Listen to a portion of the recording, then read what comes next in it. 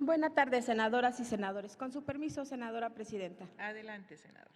La Cámara de Diputados, el pasado 19 de septiembre, aprobó las 3 leyes reglamentarias de la reforma educativa, remitiéndolas al Senado para su análisis, discusión y aprobación. Es fundamental aclarar que la aprobación de este paquete de leyes reglamentarias ocurrirá para bien de las niñas y los niños, al favorecer de manera genuina el derecho a la educación laica y gratuita, pero también en favor de las y los docentes.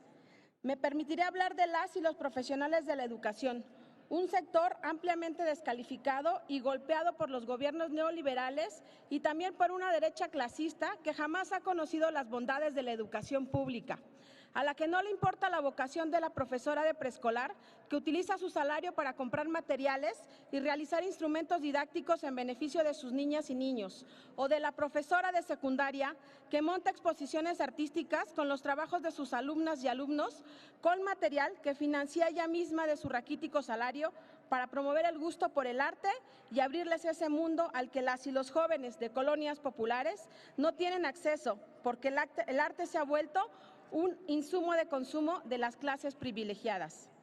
La derecha y el neoliberalismo se han encargado de desprestigiar a las y los profesionales más dignos de una nación, pero ha llegado la hora de detener esa campaña y para eso se ha consolidado la reforma educativa.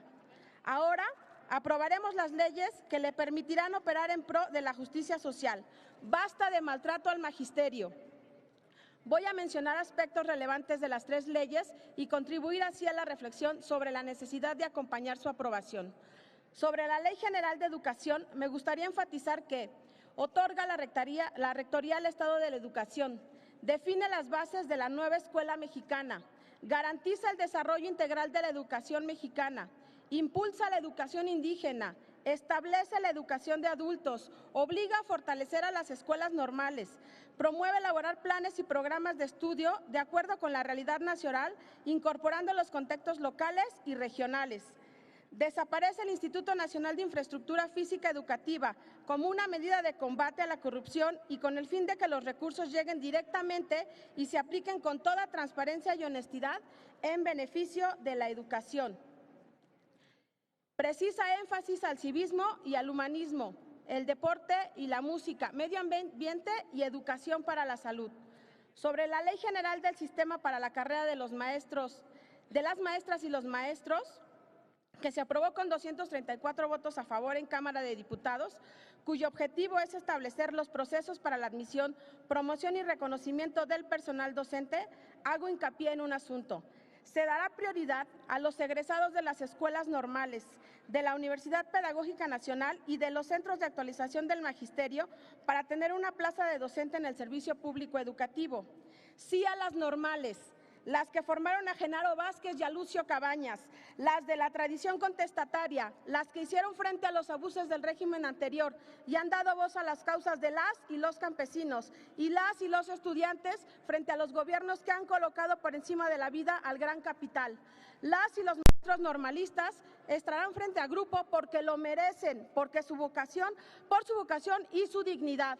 Por último, con 284 votos a favor en lo general, la Cámara de Diputados aprobó la ley reglamentaria del artículo 3 de la Constitución Política de los Estados Unidos Mexicanos en materia de mejora continua de la educación y el sistema integral de formación en función de crear un organismo público descentralizado denominado Comisión Nacional para la Mejora Continua de la Educación, que sustituya al extinto Instituto Nacional para la Evaluación de la Educación, que contribuirá a garantizar la excelencia y la equidad de los servicios educativos prestados por el Estado y los particulares con autorización respectiva. Retroalimentar el sistema integral de formación, de capacitación y de actualización por evaluaciones diagnósticas para fortalecer las habilidades, aptitudes, actitudes y conocimientos necesarios del personal al que se refiere esta ley.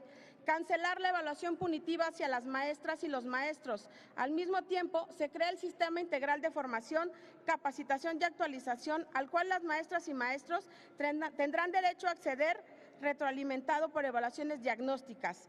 Eliminar la evaluación punitiva es un acto de justicia para el sector magisterial. Nadie se niega a las evaluaciones. Nos oponemos a la política del terror que privó en los últimos años, provocando que las y los profesores, en vez de atender a sus grupos, se dedicaran a llenar interminables formularios ajenos al ejercicio docente y vivieran cada año temerosos de ser despedidos. Repito, basta del maltrato al magisterio. Las senadoras del Grupo Parlamentario de Encuentro Social reconocemos que el magisterio es un pilar fundamental para la educación de nuestro país, por lo que es importante considerar con seriedad la formación inicial y continua de los docentes, su ingreso y permanencia como educadores, pero también como investigadores, creadores de conocimiento y buenas prácticas. Por todo lo anterior, informamos que el Grupo Parlamentario votaremos a favor de los presentes dictámenes y siempre estaremos a favor de México. Muchas gracias.